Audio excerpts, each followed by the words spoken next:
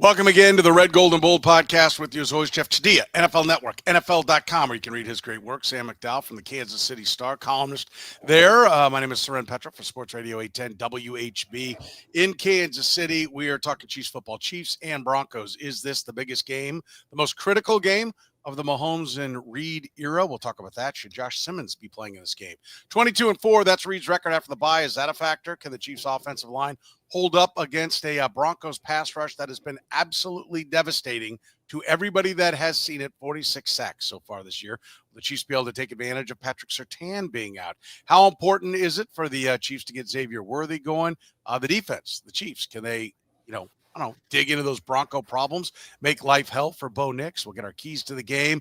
We'll also give you who wins the game, little predictions coming your way right now on the Red, Gold, and Bold. You are listening to the Red, Gold, and Bold podcast, the most in-depth analysis of the Kansas City Chiefs on planet Earth, breaking down the Chiefs like no one else can. Red, Gold, and Bold is hosted by Jeff Chadiha, Sam McDowell, and Soren Petro. Jeff Chadiha is a senior columnist and on-air personality for the NFL Network and NFL.com. Sam McDowell is a columnist for the Kansas City Star. Soren Petro is the afternoon drive host of the program on Sports Radio 810 WHB in Kansas City. The Red, Gold, and Bold podcast is proudly brought to you by Gann Asphalt and Concrete, Kansas City's nationally recognized full-service paving and pavement maintenance contractor, making parking lot problems disappear in Kansas City since 1994. Free consultations, no commissions, in-house crews, and every project comes with a written warranty. Find them online at GannAsphalt.com or call 816-484-3338. Gann Asphalt and Concrete, one contractor, all things parking lot. Now, here are the hosts of the Best Chiefs podcast, Jeff Chadiha, Sam McDowell, and Soren Petro.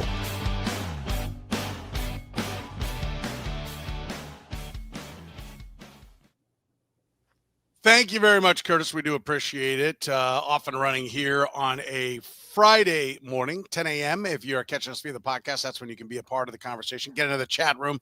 Make your opinions heard here on the Red, Gold, and Bold. So if you're joining us via the podcast, make plans. 10 a.m. on Friday, 9:30 p.m. on Tuesday as we break down this Chiefs and Broncos game. And let's dive into it, Jeff. Is this the most critical game? Regular season game. We know Super Bowls are bigger, right? Regular season game of the Chiefs Mahomes Reid era. I think it is. You'd have to go back. I'm thinking to was it 2021 season when I think they had a game against the Packers or the Giants when they were like 4-5 or something. They were under 500 and trying to overcome some tough stretches. But I can't think of one that comes close to what this one will mean because we just don't know what this team is right now. And I said this 3-game stretch with Buffalo, Denver, and Indianapolis would define them. And I feel like this game now, after that loss to Buffalo, they lose this. AFC West out the window. They're in a very precarious place in terms of playoff seeding. The Colts are coming in with a legitimate chance of beating them.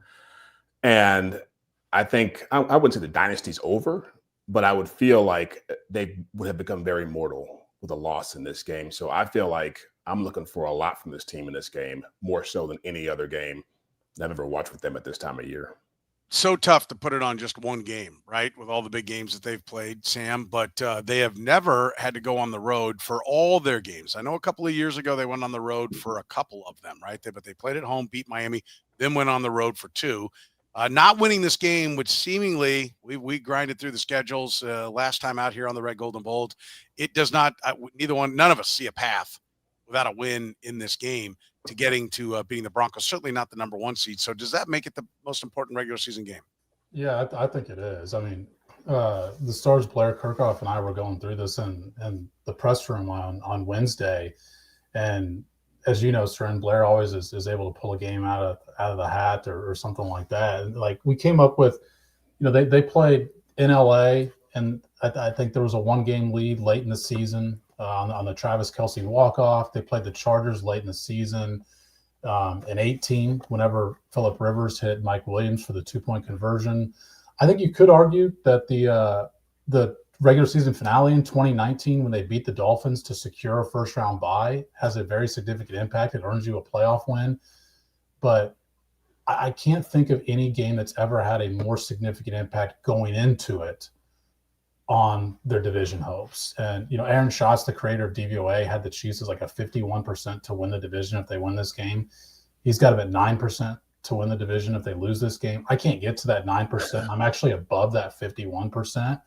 But he's going by the metrics, right? But if they lose this and still win the division, this game winds up meaningless in the end. But going into it, I can't think of a game that's had a bigger swing on will you win the division in the Patrick Mahomes era. Yeah, no, it so many things riding on it, and that they need to get from it. Listen, you can pick a couple of different games here and there. Subtle. Use that thing. Huh? Got it again. Yeah. Got it again. Yeah. If you hear that noise, if you wonder, like, gosh, Sam sounds a little different. Set up. Right. Talk to the fork, please. He forgets to set his mic where it's supposed to be. Just great timing with my voice issues. Just decide now is the time not to use the mic. I was sitting on the floor. I was like, do I send it to him while he's talking? I tried to send I was waiting to hit send on the message. I think that's an interrupt me situation. Okay. I didn't want to disrupt your thought, but yeah, okay. So there we go. Now there's Sam and his full rich ability to really get to the I said yes. Yes. Yeah, we can still hear you. You were just in a bottle down the hall. That's all. That's what it sounded like. And no, listen. And my question is, Sam, do the Chiefs realize this? Like I've asked the question about urgency to Andy Reid. I didn't really hear it. I still haven't heard it. They seem to be like, oh yeah, business as usual. Do you think they recognize the urgency of this game? Well, I actually think that one of the beauty of this era was that they treat some of these games like they're this way anyway, even when they're really not. Having said that, I think what's been really difficult for the Chiefs the last 5 years is to treat a home game against the Raiders like it's the biggest deal in the world, knowing that it is a big deal. The Raiders, it's on national TV, it's a standalone game, it's a primetime game. And then the Chiefs are just like, well, God, we have 16 games more important than this one this year. So I think that's been one of the underrated difficulties of what the Chiefs have endured for the last half decade. But there's Dave Tobe, I thought, had the most revealing answer to that whenever I think it was Nick Jacobs asked him about how do you get your guys amped for this game? He's like, it's not hard. It's not hard. They know. And as we know, Dave Tobe has always given the most candid answers to stuff like that. You get the best pulse of what's going on from him. And I think you gathered it there. Yeah. I do. The urgency better be known, Jeff, because there's no path to get there without it. And I think the other thing is that, I always quote the Dick Vermeil used to have on the walls when we used to do all the media stuff from the same room that the Chiefs did their big meeting, when the whole team would have a meeting, and you could see all their little slogans. Like they have all coaches have their slogans and everything, but one of his number 2 or 3 on his list was keep losing teams losing. Right. Well, the Broncos aren't losing, but keep teams playing poorly would apply here. That's the other reason why I think there's an urgency here is the Broncos aren't playing great, even though their record is shiny. So there's no excuse. If they come out and get healthy on you, the problem is the Chiefs. Yeah, well, I think one thing that's been amusing for me is the reluctance of a lot of people to see the Chiefs as being flawed. I don't think the Chiefs are any better than any other team in this league right now. I think there's teams I think are better, like the Rams and the Seahawks, the Eagles. But I think they've got flaws that make them capable of losing any game. And so the Broncos haven't looked great, but they've still won 8 out of 10 games. And they still have an elite defense. And I was looking this up because I was thinking about the last couple of years that they've played, and the Broncos almost won last year. The blocked field goal got them, and then they beat them in Denver 2 years ago. Broncos have never had more than 300 yards of offense against the Chiefs in the 4 games they played them. Or excuse me, the 3 games. I throw out the last game of last season. And so they're used to not playing phenomenal offense and playing really good defense. And so to me, this game is more about, are the Chiefs as good as we thought they were going to be? Are they as talented as we assumed they were? I think we're seeing on the defense that there are some serious holes, but now Xavier Worthy is not what we thought he was. The offensive line has had issues with Josh Simmons being out. We'll get to that at some point. Isaiah Pacheco's not playing this game. He's not been good. So aside from the Patrick Mahomes factor and Creed Humphrey and a couple linemen, like, this team is as beatable as they've ever been. So I don't think this is going to be a referendum on that part of it. I think it's, can they actually match the Broncos in this game in some key areas? How about Josh Simmons? Do we need to be talking about Josh Simmons playing in this game, Sam? I've heard some people say, hey, there's no injury. He's got to go back in. If he doesn't go back in, does he want to play football or not? I don't think it's that simple. What do you think about Josh Simmons and whether or not he should be playing in this game against the Broncos? Yeah, I mean, I feel like the most pertinent question we've had in the Josh Simmons situation was answered just like, will he be back and when? But to me, his return still brings like a whole host of other questions. And the number one is like, should he play? And should he play immediately? And I lean no. I mean, I asked Andy Reid on Monday about Jalen Moore filling in for Josh Simmons. And one of the first things he said was, coming in midstream, that's tough. Well, Jalen Moore is a 5-year veteran. Josh Simmons is a 5-game rookie.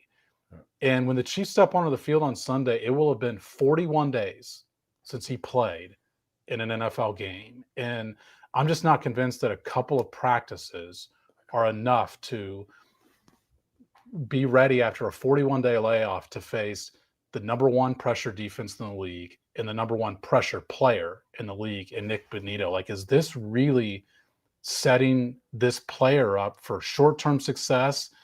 And then and what is the long-term repercussions of not setting up the player for the short-term success? What if it fails? What do you look at the next week? I think there's a lot of arrows pointing to having Jalen Moore play in this game. Yeah, I think you want Simmons out there, Jeff. I'll even throw in the fact, listen, I'm no doctor. Whatever the doctors say, you live by, you hire them for a reason. They have to get all that out there. But, you did all this prevention about the patella tendon leading up to it, and you eased him into the football. And now he's going to walk away from the football for 41 days. And I've said, look, you can jog and go to the gym all you want, but if you don't play basketball on a regular basis and one day you decide, I'm going with my buddies, play some pickup hoops, you can be in great shape all around. Cardio, doctor says you're fit as a fiddle.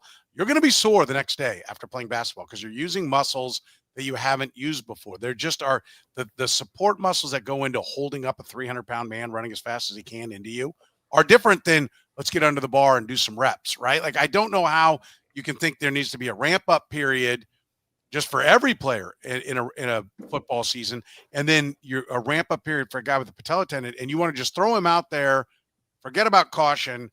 We got to have him this game. The next 4 years of team control of this guy don't matter. Like, to me, there's a big picture health for the long haul that nobody wants to address right now. Yeah, but, and those are all fair points. But I agree with what Sam's saying. I think the mental part of this is way bigger than the physical part. You don't know what has been going through his head for the last month. We don't know why he left. We don't know what kind of communication they were having with him. If this was an injury, they'd have some kind of game plan for trainers to work with him and to see what he's doing and how he's progressing to get him back. He could have been sitting on the couch for the last month for all we know. And I don't want to get too deep into what I think might have happened with him, but we do know that he was a possible scratch in Jacksonville. He left before the Lions game. I can't imagine a guy who's only been in the NFL for a shorter period of this time could walk out into an NFL game of this magnitude against a player as great as Nick Bonito and not feel a ton of pressure. And we have to get past the point of thinking Josh Simmons is the cure for all ails for this team. I mean, that was not just thinking about that back in the summer when it was just left tackle was a big problem. We don't know what he is. And I'm sure they don't know what he is. And I think they should be patient in figuring out what he can handle coming back. I don't think there's any reason for them to put him into this kind of situation because I think mentally it could be very difficult for him. Go ahead, Tim. Well, what strikes me about all of this is it all fits into the same category, which is uncertainty. When you put Josh Simmons on the field, you have some degree of certainty with Jalen Moore. And I realized that he did not play great against the Bills. I think when you rewatch the game, his quarterback could have helped more. The receivers could have gotten open quicker. The coaching staff could have done better in that game to not run such long developing routes in that game to help out an offensive line that was struggling in that game. Like, if that's the Chiefs' floor, the way Jalen Moore played last week, we would have called it the Chiefs' ceiling last year. Yeah. Like, it was not that bad. Yeah. And I just think, like, if that's the degree of certainty you can have, you have no certainty with the other option. And, like, this is why you have plan A and plan B. If you're not going to invoke plan B now, then when? Yeah, it's why you went out and got both of them. And I'll stress again, I think there's multiple years. Like you mentioned the mental side, Jeff. I think that's a great point. And you don't want to crush the guy, right? You don't want him to go out and have a bad game and turn around and be like, okay, I'm back out of here. You know, like that's it. Like whatever is going on. And just the football aspect of that same thing, Soren. I mean, Kingsley Sumatia got benched in week 2. We didn't see him for 15 weeks, because this is a real part of the game. Is your confidence in believing you can do it. And I think if you put him out there and he struggles, you'd have to be telling him, hey, man, that wasn't the best circumstances for you. You hadn't played in 41 days. You're playing against the best pass rush in the league. Like, this isn't you. This is about the circumstances. Well, if that's a post-game excuse, it should be a pre-game thought as well. Yeah, I think that's a great point. Listen, we want to get into Andy Reid's record after the bye. We'll do it after you hear from our friends at Italian Delight. Don't forget your holiday parties. They can cater for you, ItalianDelightKS.com. And, of course, our great friends at GAN. GAN Asphalt and Concrete, proudly serving the greater Kansas City area. Nationally recognized full-service paving and pavement maintenance contractor. Locally owned and making parking lot problems disappear in Kansas City since 1994. Let GAN educate you about the most cost-effective way to solve your parking lot problems. Free consultations, no commissions, in-house crews. Every project comes with a written warning. GAN Asphalt keeps your parking lot safer and helps you and your business avoid unnecessary delays and costly expenses. Find GAN online at GANAsphalt.com or call 816-484-3338. GAN Asphalt and Concrete, one contractor, all things parking lot. Italian Delight was the first restaurant to bring true New York-style pizza to Kansas City almost 50 years ago. They sell whole pies or pizza by the slice, or enjoy their classic strombolis, calzones, and sausage rolls. Sandwich lovers, check out their lineup of hot and cold subs, the combo, the meatball, or the Philly cheesesteak, just to name a few. And don't forget the pasta. Their famous lasagna and classic chicken Alfredo always hit the spot. And if you're hungry for lunch, check out their daily lunch specials, starting at under $10. Italian Delight can even cater your next work function or party. Dine in, carry out, or delivery, it's Italian Delight. Located just 3 minutes east of Kansas Speedway at 8145 State Ave in KCK. Check out the menu and order online at ItalianDelightKS.com. Kansas City's own Italian Delight. All right, let's talk about Andy Reid coming out of the bye. Jeff, 22-4, his record is. Is this a factor, or the fact that the Broncos played on Thursday, does that mitigate any advantage, or does Andy Reid have the secret sauce for the bye week? Well, it's a little bit of both. I mean, it does help the Broncos that they got that mini bye of that game against the Raiders. They probably needed some time to decompress from that, whatever it was they put on tape. But yeah, I think Andy Reid's obviously proven to be amazing at scheming things up and being ready and seeing the not only self-scouting, but seeing the possibilities that could exist in a future opponent as far as exploiting them. But I feel like this game's a little different. I don't think this is a schematic problem with the Chiefs. It's a talent and an effort problem. And so for me, it's like, can you get the guys you have to play better? I don't think there's some magic wand he's going to wave and all of a sudden they're going to have all these amazing plays, all these things that are going to blow people away. And maybe they've relied too much on that, to be honest with you. This comes down to, is Chris Jones going to show up and play at a high level? It comes down to, is Jalen Moore going to be and be able to block guys, and that offensive line be able to hold off Nick Bonito and Jonathan Cooper and Zach Allen? Are they going to have any kind of a run game with Kareem Hunt and Brashard Smith and probably Clyde Edwards-Helaire in the mix? I think we know Mahomes is going to do his part, but the Broncos are a bad matchup for them for a lot of reasons. And it's, people look at the Bo Nix thing and think it's that. They can win without Bo Nix playing well because they've done that. It's the question of whether the Chiefs can actually play at a high level and whatever they were doing the bye week, learn something about themselves that can help them moving forward. Sam, I think one of the things of Andy Reid's, one of the secrets to his success is his offseason. Like, I think he gets more done in the offseason than I think the next one is the training camp and building up to it. I think they get more things in than anybody else during those times. What is it about the bye week? Is that it as well? It's the extra time? Is it his chance to take a look at the team and self-scout? What do you see as the reason why he's been so successful? Yeah, I mean, I think it's a lot of the self-scout stuff. I mean, every team self-scouts during the bye week, but it's very obvious. It's evident that the Chiefs do it better. I mean, he's not just 22-4 after the bye week. So in most things with the Chiefs, once you add Patrick Mahomes to the equation, it becomes an even better stat. So I was looking it up this week. They're 11-0 when Patrick Mahomes is coming off a bye and the opponent is not. So like the Mahomes has lost once coming off of a bye. The Eagles were also coming off of a bye in that game. So when he's the only quarterback coming off of a bye, he's 11-0, including the postseason. There's obviously some advantage. And to me, like, this is where the schedule finally gave the Chiefs a break. Because what time would you rather apply that advantage than the game that all three of us just agreed is the biggest regular season game that they've ever played? But it's not, to me, it's not just about what's coming up. It's also about what you're coming off of. Like, your offense was rolling for 6 weeks. They were number one in the league in yards over 6 weeks. In fact, if you still go to any 6 week span this season, it's the second best 6 week span any offense has had. But then the Bills got them. And if you're worried that some other team might copy the blueprint, well, the Chiefs just had a week to study that blueprint themselves and try and come up with some answers on it without having to worry about the next game's opponent. I mean, how many times does a coach walk in and it's like, hey, we're already moved on to this game? Steve McDowell said he didn't even know the standings yesterday.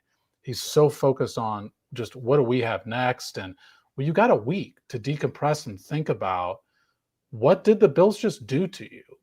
As other teams are going to be looking at, what did the Bills just do to the Chiefs? They get to study that themselves. I think it's, as much as we talk about that the schedule doesn't do the Chiefs any favors, I think the schedule did the Chiefs a big favor here.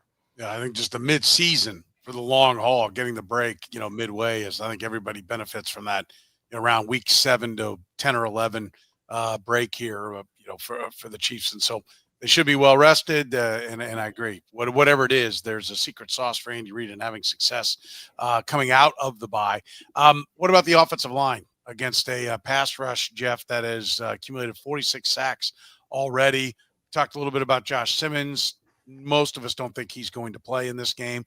So what do you do to hold up against Nick Bonitto, who really was, just on display? It was like the coming out party. People didn't know who Nick Bonitto was before that game against the Raiders. They certainly did after. Well, you take a page out of last year's playbook. You get the ball out fast. You try not to run a whole bunch of long developing things. You check your ego, and you probably try to run a little bit more. You try to look to the screen game. I imagine a guy like Rashard Smith probably can play a bigger role in a game like this. You try to exploit Patrick Surtain not being there. But I don't think that they match up well with this defensive line. I mean, I think Zach Allen is going to be a monster on the interior. I don't know what level Trey Smith health-wise is with that back, but I imagine this will be the biggest challenge Kingsley Suamataia has faced. If he'll see him as well. And I like Bonitto against Jalen Moore, against Juwan Taylor. I think Jonathan Cooper can create the same problems. And so it would not surprise me if they came out with a far more conservative game plan than what we expected. And I don't even know where Xavier Worthy's at with his ankle, but I just don't see where the Broncos aren't wreaking havoc on this team if they're trying to throw the football down the field on a regular basis. Sam, I don't see the scenario that has Jalen Moore being left on an island with Nick Bonitto being a winning one for the Chiefs. Like, they've got to help. Do we see a lot of that? Travis Kelce stays in, he's blocking, then he leaks out late. Is that the approach? Put the tight end over there? What do you think they do to try to, one, stop Bonitto, but the pass rush as a whole?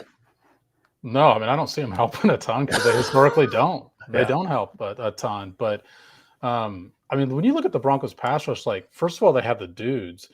But I think what gets lost in the conversation is they also have the defensive coordinator that knows how to use them. Like, the Broncos have the third highest blitz rate in the league. How good all those guys Jeff just mentioned is completely accurate. They still bring a ton of blitz. Like, they blitz more than Steve Spagnuolo blitzes.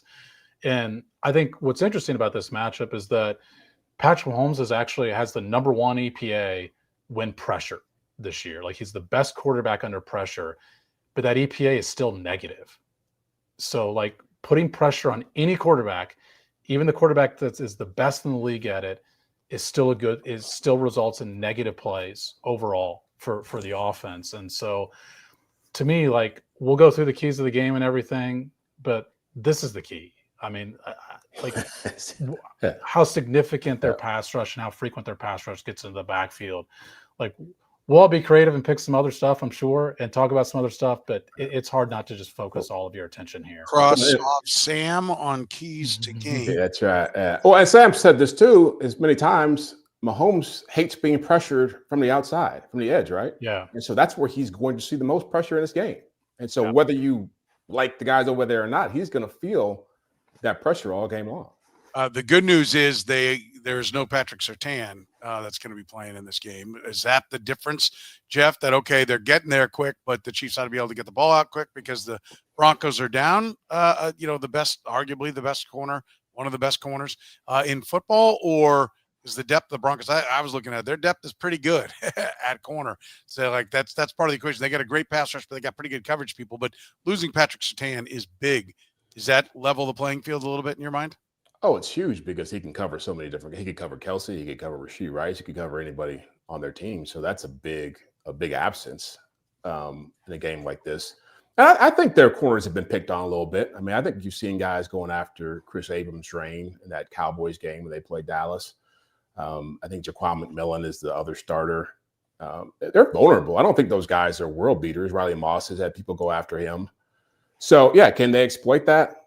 We'll see. It takes time and protection.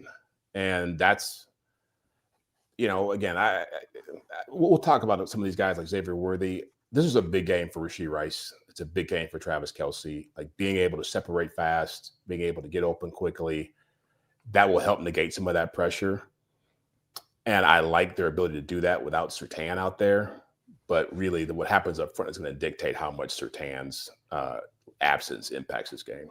By the way, the guy that's going to step in, or at least bump up, right, is probably Jahdae Barron, who was a first-round pick.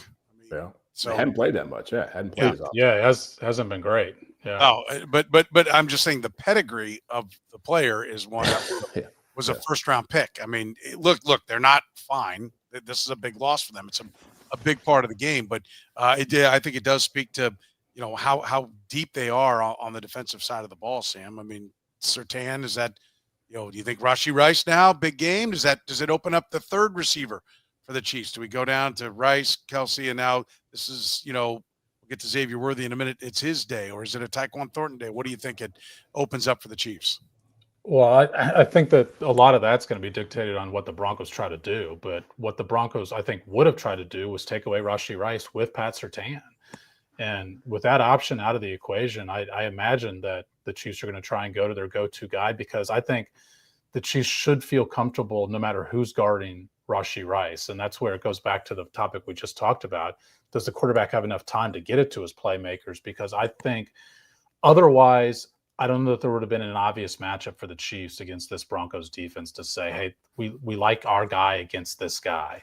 Now I think without Surtain, they have that. Whoever's guarding Rashee Rice, I think, is advantage Chiefs if you have enough time to take advantage of that. Yeah. If you have enough time, right? That's the critical point. To me, I think it's big on Xavier Worthy, Jeff. I think he's got to have a big day. First of all, I like, it doesn't take 4 years for a guy to get up to speed in the NFL.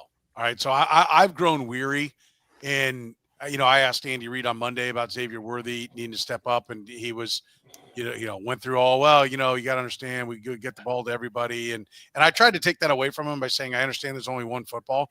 You don't move up from 32 to 30 to draft a wide receiver to get about 500 yards worth of production from him. And I understand there's only one football, and I understand Xavier Worthy's the number one guy. And it's like, well, but Travis Kelce, listen, if Xavier Worthy's open first, you throw the ball to Xavier Worthy. Then you check down to Travis Kelce, right? Like, that's the reality of it. They're not running the ball a ton. It's not like they're handing the ball off 30 times a game. Like, in the second half, Xavier Worthy needs to emerge as a real wideout and not a gadget piece, in my opinion. Do they get to where they're going if he doesn't start to play bigger and is with Surtain out? Does that mean he needs to have a big game? I think he does, because he's getting presumably their third best corner with Surtain out. And again, like, you guys have been higher on Xavier Worthy than I have, and I've been hopeful for him. I think he will be better as time goes by, but I just think the limitations are starting to show. And whether it's how they want to use him, or whether it's his own shortcomings. It's clear that he is not, what I think people were hoping he would be after that into that Eagles Super Bowl loss. And for what he's becoming is a guy who looks really good when he's playing against backups. When his AFC Championship game and Christian Benford went out, he took off. When it was the end of the game against the Eagles, he had all his catches. When the Ravens were out there without any, DBs and a whole bunch of guys hurt, he was taking off. Like, it's time for him to be more impactful in moments when it's not just inferior talent across from him. And I just don't know. Slight build. I think he was a little overrated as an all-around receiver coming out of college. He's not a deep threat, and he never really does anything down the field. And so, what is he really, aside from a more higher drafted version of McCole Hardman? Is what he feels like right now. He's not Sky Moore territory, but he's certainly looking a lot more like McCole Hardman. I agree. At some point, the numbers don't lie, and I was very optimistic that, okay, hey, this is a guy that ran all the routes at Texas. This is a real wideout. This isn't a corner, who's been moved over to wideout, which was the deal with McCole Hardman at Georgia, that has speed. And the Chiefs are saying, well, Tyreek Hill was really a running back, and we made him into a wideout, so we'll make this guy into a wideout. I felt like they've drafted a guy that has the pedigree, that's played the position, but he is little more than a gadget right now. I mean, they're just not getting a ton of production from him. Are we asking the wrong question, Sam? Is it not about Xavier Worthy? Is it about Andy Reid and Matt Nagy being able to deploy him in a way that makes him effective? Or is it about, and I think, look, I asked this question, show of hands, who picked Xavier Worthy? Was this Brett Veaches and his staff that said, this is the best wideout? Or was this Andy Reid who said, this is what I need to make my offense go? I vote this is Andy Reid's guy. So to me, because I've seen him take these guys time and time again, McCole Hardman being one, was Edwards-Helaire. Well, yeah, but I mean, just from the wideout position, Yeah. Deshaun Jackson is the success story, but DeAnthony Thomas out of Oregon, later round, but like this, he's got a type. This seems to be an Andy Reid type. Is this a failure on the offense, Sam, and the design and or the wants of the guys running the offense more than it is the player's fault? Yeah, I mean, I'm just not ready to call this whole situation a failure and a bust. I mean, I think that the situation right now is, like I said, they had the number one passing offense in the league for 6 weeks. And like, I think in the same token that if we say, hey, you can't be like, hey, you've got to get the ball to Rashee Rice, he's got to get his catches. Why would you do it with that same scenario with a secondary option? I mean, I certainly think they need to get more out of Xavier Worthy, but I don't think it's this like pressing issue about, hey, this situation has gone south. Like, what now? I mean, he is averaging, I think, more yards per game than he had last year. He's not on a 500-yard pace. I think on a per game basis, he'd be like near 800 yards, 750, something like that. So, I mean, look, they can get more out of Xavier Worthy. And I think last game would have been the perfect opportunity against the Bills, because what Xavier Worthy proved last year is he can run the short routes and get yards after catch on that. And I thought they should have run more of that. They did, by the way, if you look on fourth down. And when Patrick Mahomes talked this week about when he looks back at that Bills game, he didn't progress through his reads. There's 2 plays where Xavier Worthy is wide ass open off of the line of scrimmage. And one of them's on fourth down where he's got the first down and he throws to a double covered Rashee Rice instead. So, yeah, I mean, I think there's some offensive stuff that can get Xavier Worthy more involved, but like, he's a weapon. Like, this is not a bust situation. There is a real talent that, even if it's not 1,000-yard talent, like, his floor is McCole Hardman. If he's McCole Hardman, then that's a failure, because I don't view him as McCole Hardman. I view him as a more complete player than McCole Hardman. I just want to say I'm not calling him a bust. I'm not saying he's a bust. And I'm not either. I'm not either. But I will say that he's not living up to his draft position right now. I think right now, I guess, would be the key term in that to me. I mean, I think that there's more to tap into there. I don't think what we're seeing from Xavier Worthy is his fullest ability. I think that there's more for the offense to tap into there. Yeah, for me, was a 725 yards, by the way, he's on pace. If you knock out the one game he started, played 3 snaps and got knocked out of the game, if you just say he didn't play in that, he's on pace for 725 yards, which to Sam's point is not awful. And I don't think he's a bust. I'm with Jeff. I'm not saying he's a bust, I just think you need to get more. And I don't care where it is. And to your point, they need to get more passes downfield. For 2 years, we've heard this is what we're going to do. That we're going to push the ball down the field. And they're settling back into everything being short. No. Last week was last week is the last week is the outlier. Absolutely. They tried to go downfield and he went 15 of 33 trying to do it. Yeah, but I mean, you said you want him to go downfield. That was the result. I want him to go downfield and be successful. Like when I watch the Rams get it done, like to me, the Rams are proving that the shell defense and the cover 2 and all this. Oh well, we got to take what they give us. Well, the Rams take what they want, and the Chiefs used to take what they want. I think it's time for that to happen, one way or another. Whether that's Rashee Rice running a route downfield and catching the ball more than 5 yards away from Patrick Mahomes, whether that's Xavier Worthy, and they don't. And you were the one who talked about the intermediate. The intermediate's not there. They've got to get that going.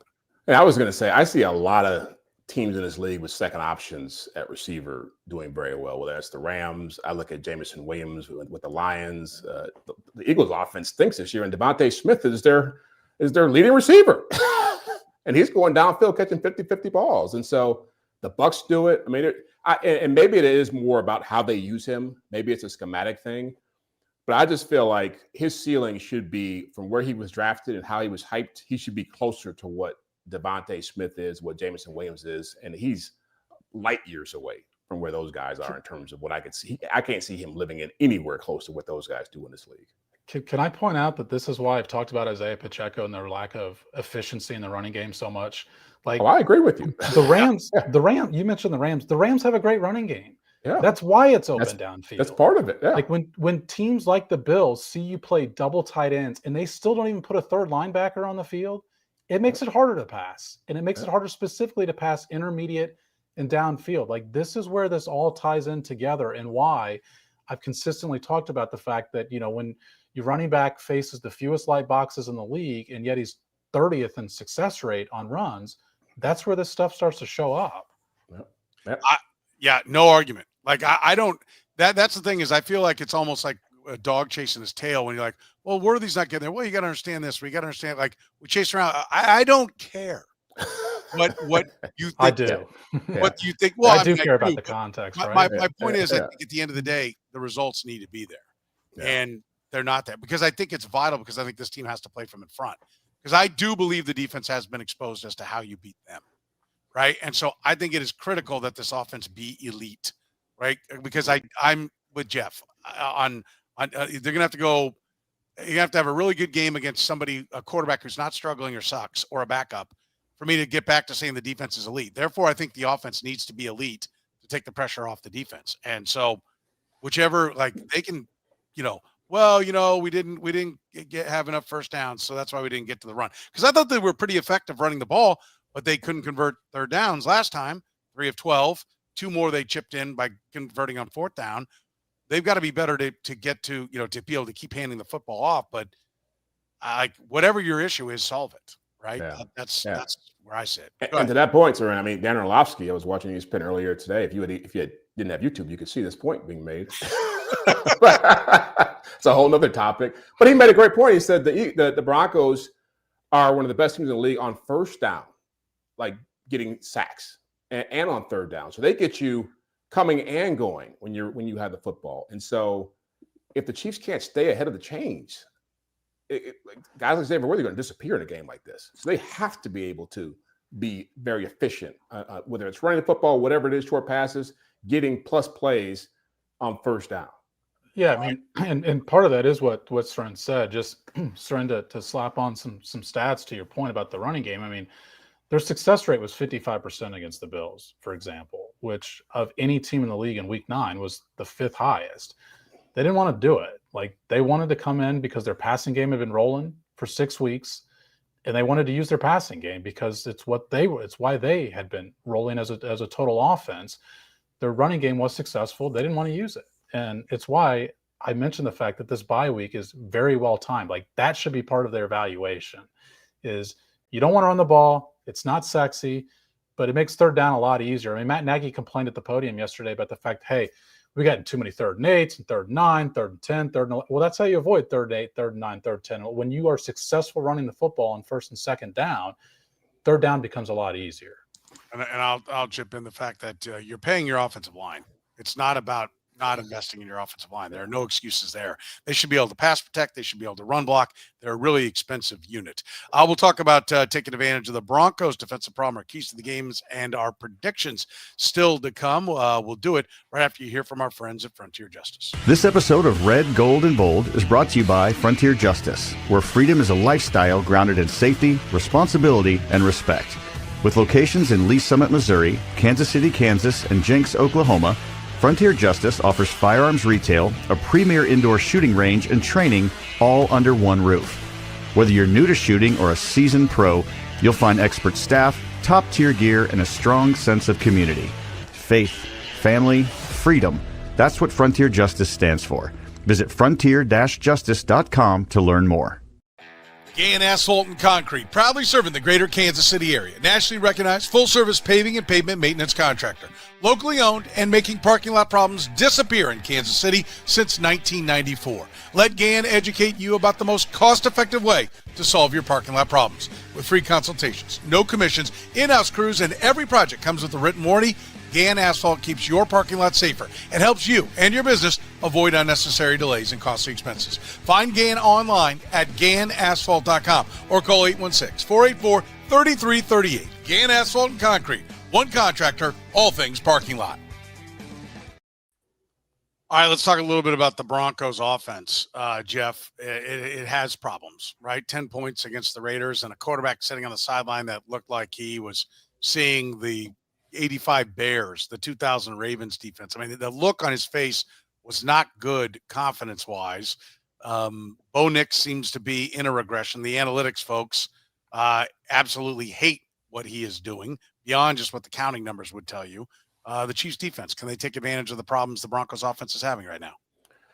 Yeah, well, it all comes down to, one, I think not having J.K. Dobbins is a big loss for them. He's not going to be playing this game for what it sounds like with that foot injury. So you're down a key part of your offense. I think they're like top 7, top 8 as far as running the football. So you lose him. That hurts you. But yeah, Bo Nix throwing the football down the field has not, I think he's been awful at it, right? I think he's one of the worst quarterbacks in the league when it comes to downfield throws. And this is not what Sean Payton was hoping for. But the things that if you're Denver, you see as positives are, doesn't take a lot of sacks. I think he's been sacked like 10 times. Doesn't have a ton of turnovers. So he's good at that. And he's good with his legs. And so last year when they played the Broncos, I think they had like 270 yards of offense. It wasn't pretty, but they had a chance to win at the end for that blocked field goal happen. I imagine 2 things are going to happen in this game. One, Sean Payton is going to have a plan because he watches film too. He knows what his quarterback is. And I think, 2, that team is not going to look the same way they looked against the Raiders. I would be shocked if they came out and they were as bad offensively as they were in that game. And so I think they're going to be conservative. I think they're going to try to take advantage of Courtland Sutton, who for whatever reason seems to be the cheat code against Trent McDuffie in this game. I think Evan Ingram will be a big part of this. I don't see them trying to manufacture a whole bunch of big plays. I think they'll play to their defense. They'll try to win with that, and they'll try to minimize Bo Nix's overall impact. And so, yeah, the Chiefs have opportunities. I think Chris Jones has got to obviously step up in this game. They got to turn these guys over, but I don't think it's as easy as it sounds for them to get what the Raiders got 10 days ago. We haven't seen a lot from R.J. Harvey yet, but he's had some explosive plays. He was a second-round draft pick, a speed back out of Central Florida. He'll be the guy that steps in for J.K. Dobbins. The tight end was a problem last time, Sam, against the Buffalo Bills. Evan Ingram's had moments in his career. What do you think of the defenses, how it matches up against what the Broncos are throwing out there? Yeah, I mean, the Broncos have faced the second easiest schedule in the league. Their offense has faced the second easiest schedule in the league. They have a top 5 offensive line in the league. I think last year was pretty much the consensus number 1. Like you could say top 3, top 5 offensive line, and yet they lead the league in punts. And it all points to one reason, which is Bo Nix has not played well at all this year. He's terrible under pressure, despite, like, Jeff is completely accurate. He doesn't take sacks, but he's still terrible under pressure. I think he gets in this like Derek Carr panic mode. His completion percentage over expectation is like 5th worst in the league. Like he's just not been accurate. And I think it's entirely fair to wonder, like, just is Bo Nix a bad quarterback? because we know Sean Payton can scheme it up. He's given him a great offensive line, and the quarterback still can't deliver. Like they're not good in play action, despite the fact that Jeff's also right. They run the ball well. He's the 5th worst play action quarterback in the league. I just don't think that Bo Nix is very good, and doesn't mean a bad quarterback can't have a good day. But I think that this is the matchup that the Chiefs should feel comfortable about. Is you're not playing a great quarterback this weekend. Yeah, I would agree. All right, what are your keys to the game, Jeff? How do the Chiefs get to a victory? It's just like Buffalo. It's a trenches game for a different reason. In Buffalo, it was about can they stop the run game and control Josh Allen. Now it's can they keep that pass rush from wrecking the game. I don't think the Chiefs' defense versus the Broncos' offense is that big a deal. I think the Chiefs have flaws. Obviously, Denver has flaws. I think it comes down to whether the Chiefs can keep the Broncos' pass rush from wrecking the game. And so those 5 guys, whatever scheme Andy Reid puts out there, that's got to stop Nick Bonito and Jonathan Cooper and Zach Allen from having huge days. I think you have to have Rashee Rice play he's got to have a huge game in this contest with Patrick Surtain being out. And I think they have to get Bo Nix doing what he did against the Raiders. I think they won't have an opportunity because Sean Payton will manage that, but they have to make him a factor in the game. Yeah. Sam, what do you see as the keys to the game? Yeah, I mean, Jeff mentioned, can the Broncos pass rush just completely wreck the game? And to me, that's not just about your offensive line. It's about your game plan. And this is where their self-evaluation against Buffalo should come into play, is that they held onto the ball longer than they have all season. And that is a terrible recipe against this specific team. When quarterbacks hold onto the ball for more than 2.5 seconds, the Texans have the best defense in the league. The Broncos have the second best defense in the league. You cannot pass on this team by trying to create more time and scramble the way that they try to do against Buffalo. The only way to make this team even close to middle of the pack is short throws that are released in under 2.5 seconds. And I still think that makes the Broncos the 10th best defense in the league. There's no great way to beat these guys, but that's the best way to try and game plan against it. And you have the dudes. Rashee Rice is great with the ball in his hands. Xavier Worthy last year, that's what we haven't seen this year, is he was good with the ball in his hands quickly. And to me, that's what their whole self-evaluation should be. And what better time to have that self-evaluation, because this is the team you need to implement that against, is you got to get rid of the ball more quickly than you did your last time out. Yeah, I agree. I think they're going to have to remain committed to the running game, right? And you got to view it as a lot of times you get to the playoffs, you're playing the best defenses and they stop you, you're not getting yards, but they've got to keep running it and keep the pass rush to where they can't just be we're coming at Patrick Mahomes. If Andy Reid pulls his we're going to drop back on every down, I think there's going to be problems. He's going to have to be patient. He's going to have to trust that the Broncos offense isn't that good and that his defense will be strong. No J.K. Dobbins. I'm a big fan. I'm interested to see what R.J. Harvey does in this game, because I think the Chiefs, by design, the Chiefs' run defense is their weakest part. I think everybody should be designed to stop the pass first, but you want to be able to stop the run. And I think it's going to be interesting to see what Harvey does, because I think he's a talent, but we haven't. I'm surprised he hasn't done more, frankly. I thought, okay, here's his Alvin Kamara. We're going to see this guy be the change of pace guy, and we haven't seen it, but I feel like the talent's there. I feel like that was the vision. And so I think that'll be interesting to see what happens there. They're going to have to be aware of him, but Dobbins is the hammer. And if that's not going to be there, you got to feel good that Denver's not getting to 27. What do we think Denver's getting to? What does a Denver win look like, Jeff? If they win, what's the score? Just look at the last 2 years. Yeah, right? 17, 16, 16, Yeah. 13. Blair 14. Kirkhoff pointed this out. They've got the Chiefs have 2 touchdowns against the Broncos in the last 2 years. Yeah. 2 touchdowns in 2 years. Yeah. They had 5 turnovers, 2 years ago, and only scored 24 points. Yeah. So to me, you can feel comfortable that your defense is not going to let Denver run away from you.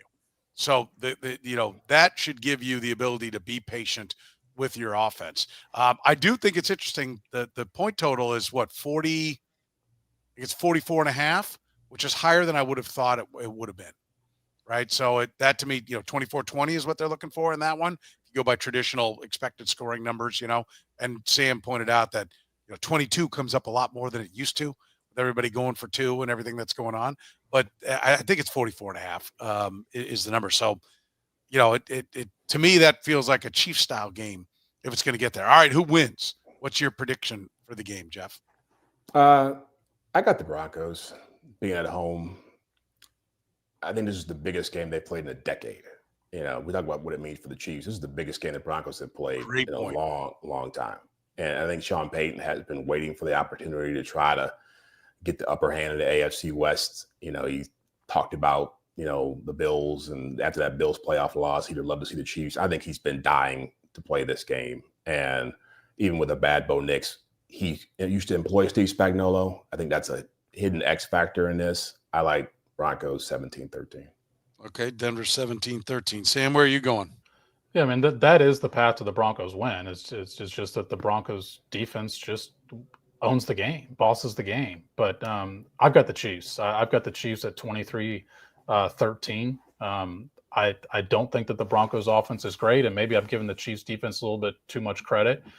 But I mean, all the success rate stuff on the Broncos, which to me is the indicators I use for future success, is their offense is just really struggling right now. And I think Sean Payton's great, but like they had Sean Payton for the first 10 games too, right?